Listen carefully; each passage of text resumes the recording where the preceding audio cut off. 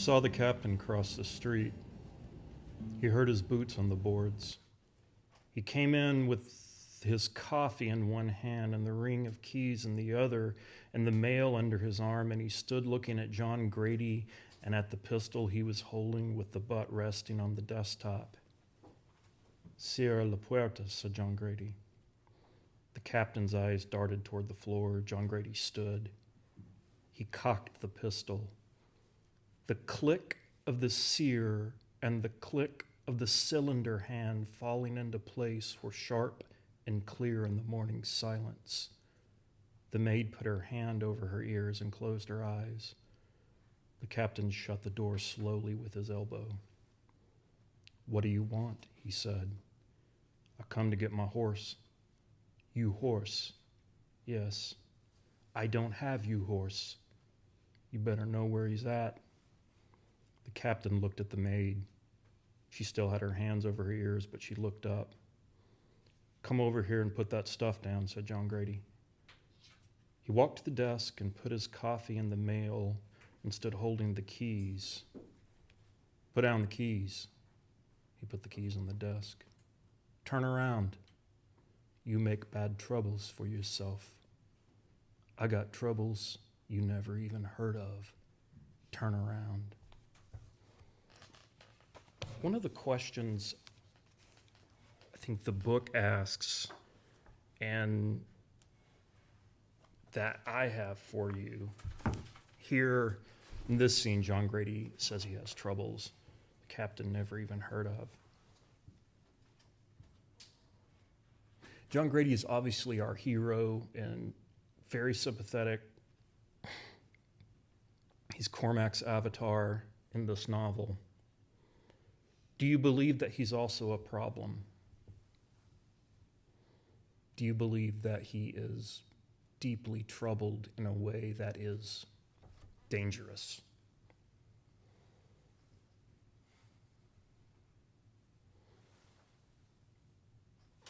You're nodding. Tell me why. I think he's got a terrible relationship with death. A terrible relationship with death. That's interesting. Why do you believe he has a terrible relationship with death? I mean, we've spoken about how kind of emotional of a character he is, and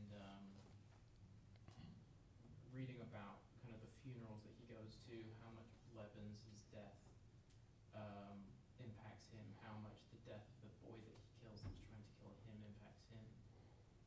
There's something there that I think I think I could imagine him troubling with the mortality of people and himself. And I think that's probably also why he doesn't kill, one of the reasons why he doesn't kill the captain. So I think it's interesting. I think the way you say that fascinates me. John Grady has did you say a terrible relationship with death? Yeah, like Yeah. his troubled relationship. What do you think what is a healthy relationship with death?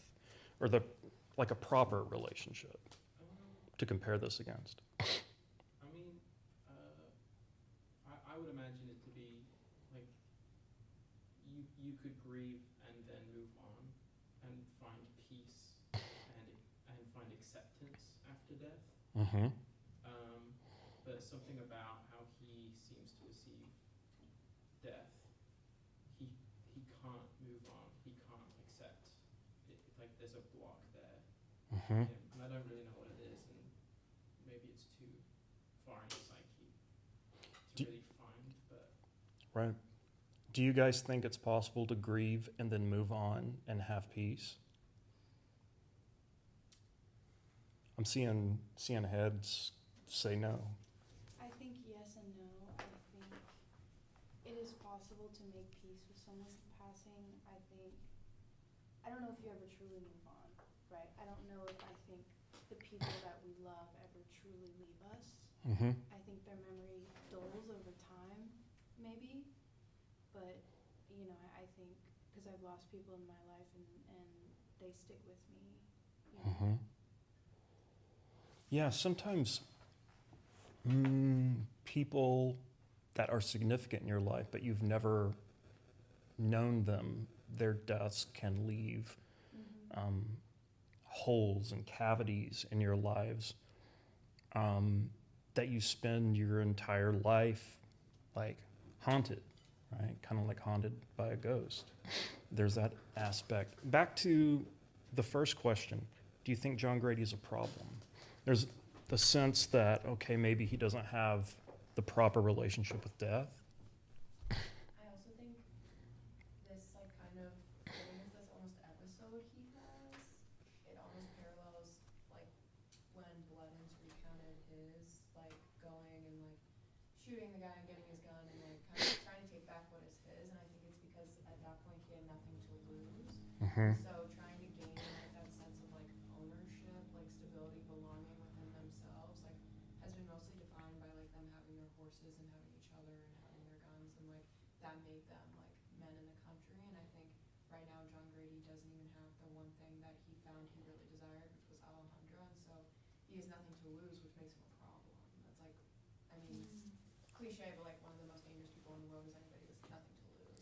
And I think he starts to like embody that in really self-destructive ways, and then kind of has to ground that in grief eventually. So I think it also goes back to this relationship with death and mortality, his own mortality.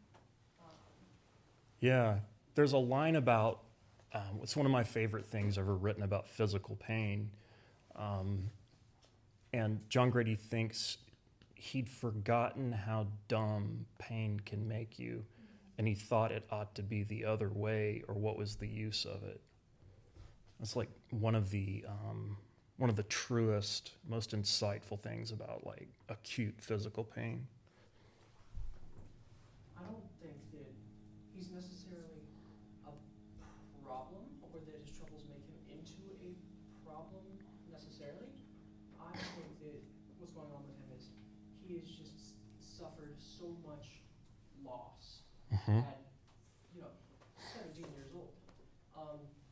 He's lost the girl that he loves. He's lost his horse, which, like everybody knows, that John Grady eats, sleeps, and breathes horses. Right. He lost a friend. His best friend has left him, and so he's gone. He's got no sort of support system. He went to prison, had to kill somebody, he's still grappling with that. Right. So he lost his innocence, his childhood, and that was ripped from him because he was forced to kill a man. Right. And like have him slumped down in his arms. Right. And at this point, what he sees is that he has a chance to reclaim at least one of the things that he's lost, his horse. Right. And so I think what he's doing is, he's not necessarily a problem, but he's struggling to come to grips with loss, and he's willing to do anything to remove that sort of loss in his life, and getting his horse back is what that is going to do for him. I also think he went into this like looking for something that doesn't exist, right? He went into this like looking for cowboys and the West that he grew up on stories of from his grandfather, and that simply just doesn't exist anymore. And so, I wonder if like that dream has been crushed, or if he's still trying to live it out. He finds a version of it. It's Yeah. just very, very, very expensive. It costs blood and pain, and sorrow, Right. your blood, the blood of others. So yeah, this storybook version of cowboys can be reclaimed at this really, really high price, which is an interesting thing. There's a sense that like when they're riding down into Mexico, and I think probably mentioned this before, that they're riding back in time. One, they're riding into an older culture, but they're riding out of a culture that is like post-World War II, heavily industrialized, quote, technologically advanced, into a culture south of the Rio Grande that's more agricultural, which is pretty interesting. And so you have to go back in time sort of literally in this journey to reclaim an idea of something that doesn't exist.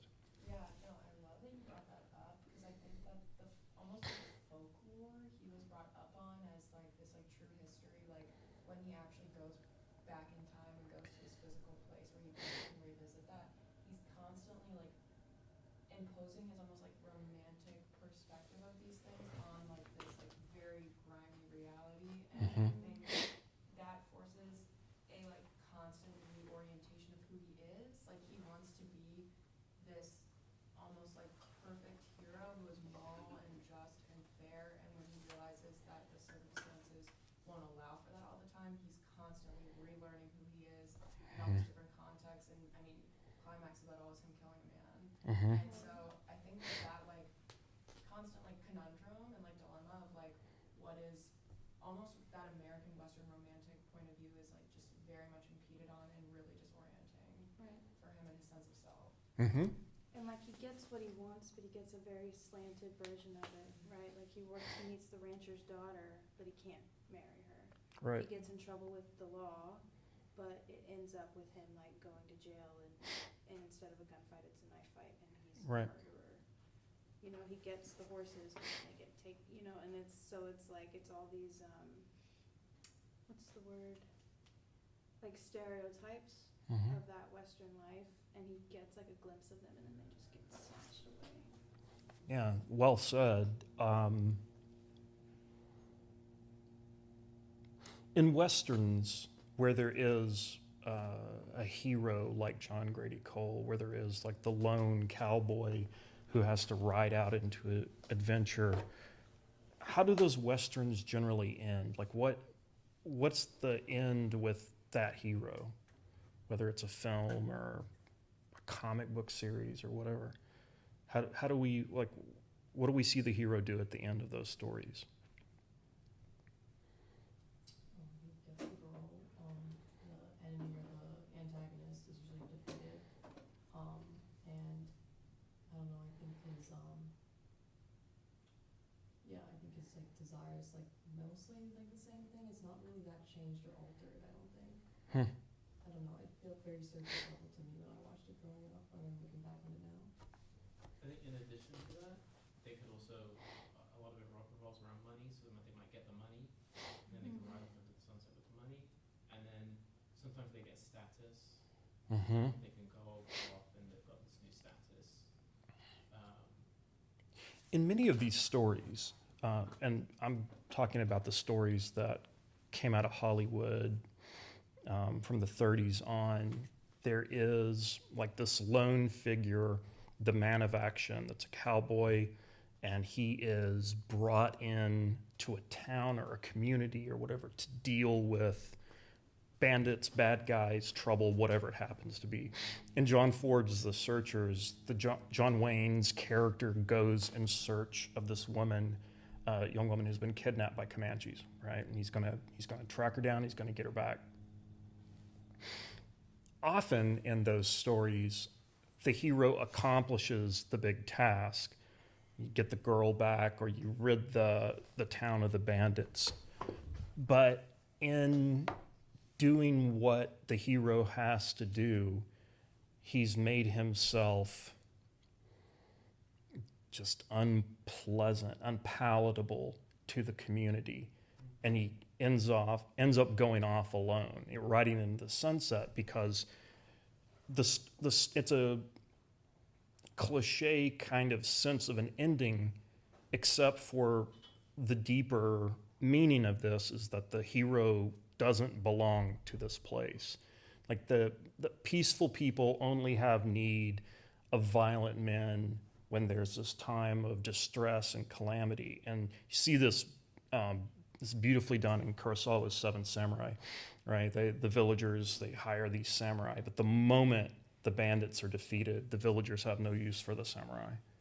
And the samurai have to leave, right? And so in the Westerns, the hero rides off into the sunset because he can't be part of this community. I was just thinking about the play that he saw his mother in, Mm-hmm. and how that was kind of like the jump pad for him like wanting more.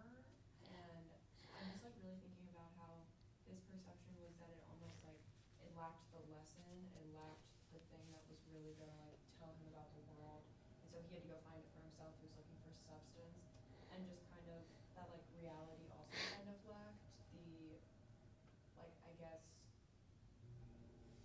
something in somebody like meeting him and like meeting his like moral kind of, I think he just prided himself a lot on his morals, like going into the world, even with like that dynamic with Rollins and Blevins. So I think when he wasn't needed and like rode off alone at the end of it, like there was something very empty about that for him. I think part of it is like going back to like the play in the beginning, him hearing these stories from his grandfather. Now it's like his father's dead, his mother's gone, the ranch is sold, abuelas, all like these people all have like moved on. So like who does he have to tell? And it's almost like that. I think it's just a very like hollow thing for him. And then like obviously the beautiful ending of like him riding out to the west in a different like direction. But it just kind of made me think about like the play and how that was like a folk tale almost, and he doesn't have like somebody to impart that on right now. So Yeah, it ends with him leaving. He's riding off into the sunset, toward the sunset, heading west. West is the place in the American tradition where you can renew yourself, where you can start again, where you can begin again. Also, the fact that he didn't take Rollins with him when he leaves, which is a stark difference from the beginning, and like plays into that idea that he doesn't fit in with him. Like that there is some aspect of himself and his childhood and his adolescence that is different from Rollins, and they don't fit together anymore. Yeah, not at all, right? So all this adventure has been way too much for Rollins and not enough for John Grady, right? So where they sort of start off, and it's like they're equals. And that's the thing that John Grady tries to express to Rollins. But very early on, I forget, is it Don Hector who says, like, you are the leader? And John Grady's like, no, we don't have those. But Don Hector sees, like, you're the alpha in this whole situation. John Grady in Court, page 288. This is an opportunity for, as a storyteller, and also an audience member of this story, we watch John Grady and are intimately aware of his trials and tribulations. And then there's this moment where Cormac is able to pull back a little bit and watch people that weren't witnesses to all this stuff react to John Grady's telling of them. Right? And so you see like how outsiders react to the drama of John Grady's tale. Son, the judge said, are you represented by counsel? No, sir, I ain't, said John Grady. I don't need a lawyer. I just need to tell you about this horse. The judge nodded. All right, he said, go ahead. Yes, sir. If you don't care, I'd like to tell it from the beginning, from the first time I ever seen the horse. Well, if you'd like to tell it, we'd like to hear it, so just go ahead. It took him almost half an hour. When he was done, he asked if he could have a glass of water. No one spoke. The judge turned to the clerk. Emile, get the boy a glass of water. He looked at his notepad and he looked at John Grady. Son, I'm fixing to ask you 3 questions, and if you can answer them, the horse is yours. Yes, sir, I'll try. Well, you'll either know him or you won't. The trouble with a liar is he can't remember what he said. I ain't a liar. I know you ain't. This is just for the record. I don't believe anybody could have made up the story just now got done telling us. He put his glasses back on, and he asked John Grady the number of hectares in the Nuestra Señora de la Permusa Concepcion spread. Then he asked the name of the husband of the hacendato's cook. Lastly, he laid down his notes and he asked John Grady if he had on clean shorts. A subdued laughter went around the courtroom, but the judge wasn't laughing, nor the bailiff. Yes, sir, I do. Well, there ain't no women present, so if you wouldn't find it to be too much of an embarrassment, I'd like for you to show the court them bullet holes in your leg. If you don't want to, I'll ask you something else. Yes, sir, said John Grady. He unbuckled his belt and dropped his trousers to his knees and turned his right leg sideways to the judge. That's fine, son. Thank you. Get your water there. He pulled up his trousers and buttoned them and buckled his belt and reached and got the glass of water from the table where the clerk had set it and drank. Them are some nasty-looking holes, said the judge. You didn't have no medical attention? No, sir. There wasn't none to be had. I guess not. You're lucky not to have got gangrene. Yes, sir. I burned him out pretty good. Burn him out? Yes, sir. What did you burn him out with? A pistol barrel.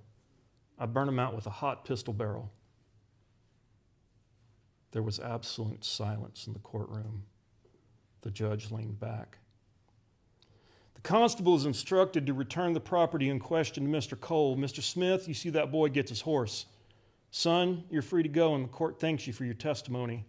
I sat on the bench in this county since it was a county, and in that time I've heard lots of things that give me grave doubts about the human race, but this ain't one of them.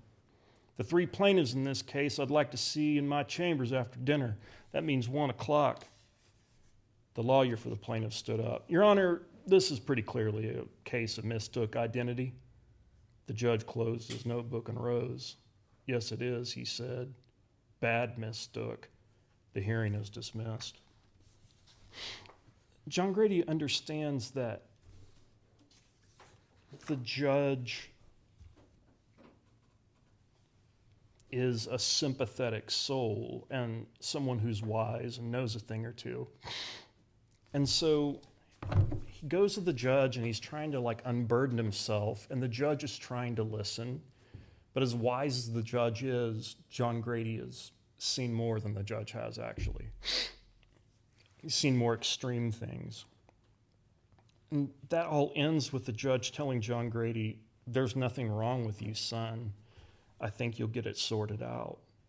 And John Grady responds, yes, sir, I guess I will, if I live. Which is a very ominous thing to say, and it hits us with a sense of truth. Back to, is John Grady a problem? Well, John Grady thinks so, right? He sees that he's, at the very least, a danger to himself. I love this passage on 295 and 296. John Grady's still trying to find the owner of the horse. And all of this incredibly heavy stuff that we've been getting, McCarthy is still very funny, bottom of 295. He didn't ask who was missing. The Reverend waited for her to be seated, and then he bowed his head and blessed the food and the table and the people sitting at it. He went on at some length and blessed everything all the way up to the country, and then he blessed some other countries as well. And he spoke about war and famine and the missions and other problems in the world with particular reference to Russia and the Jews and cannibalism, and he asked it all in Christ's name, amen, and raised up and reached for the cornbread. Pretty incredible. Speaking of Mr. Rollins, we get back to Rollins on page 298. Rollins came to the window and looked out. In a few minutes, he came from the kitchen and around the side of the house. Bud, is that you? Yeah. Some buck, he said, some buck. He walked around to get him in the light, and he looked at him as if he were something rare. I figured you want my dear old horse back, said John Grady. I can't believe it. You got Junior with you? He's standing down yonder at the barn. Some buck, said Rollins. I can't believe it. Some buck. What do you notice about that exchange and Rollins' demeanor? He's surprised John Grady's alive. Surprised John Grady's alive? What else? Rollins seems really excited, and John Grady's unfazed, really. Yeah. Also, in the first section of the novel, Rollins is really playing up the sense of he wants to be a badass, right? Most of the profanity, what little profanity there is, kind of cowboy cussing, comes from Rollins, right? You're a lying sack of green shit, and son of a bitch, and GD this and that, and right? Mostly comes from him. But the Rollins we have here is a changed person. Some buck is as sort of profane as he gets now. You realize this kid, he's not going anywhere for the rest of his life. He's going to settle right down in San Angelo. He's He's going to marry a nice girl. He's going to inherit the farm. That's it. Adventures are over for him. He doesn't want any more of adventure. Of course, like, he also, John Grady tells him when he gives him Junior to hold on to the bridle or the horse will follow him. So he also doesn't have command of his horse anymore. The horse is going to follow the alpha. Pretty fascinating. And then this end, which has some really interesting stuff going on.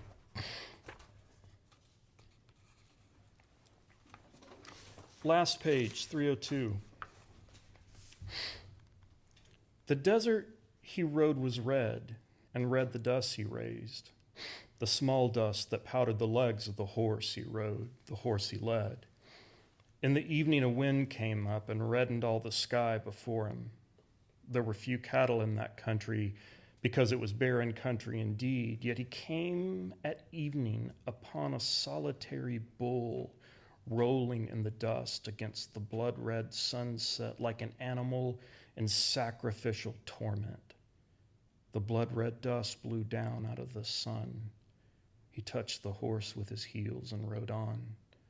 He rode with the sun coppering his face and the red wind blowing out at the west across the evening land, and the small desert birds flew chittering among the dry bracken, and horse and rider and horse passed on, and their long shadows passed in tandem like the shadow of a single being, passed and paled into the darkening land, the world to come. Why this image of the bull? What's the significance of that, do you think?